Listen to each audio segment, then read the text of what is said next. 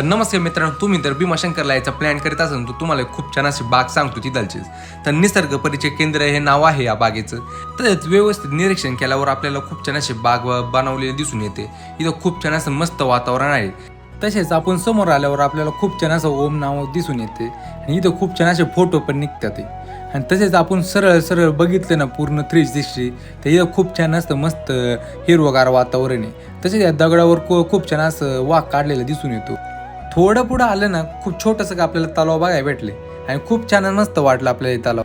तसेच या बागेमध्ये मला सर्वात भारी म्हणजे आपल्याला भारताचा नकाशा दिसला आणि भारताचा नकाशा बघितल्यावर आपल्याला हे समजतं की याच्यात 12 ज्योतिर्लिंग आपल्याला दाखवलेलं आहे. तर हा व्ह्यू बघण्यासाठी तुम्ही एकदा नक्की या.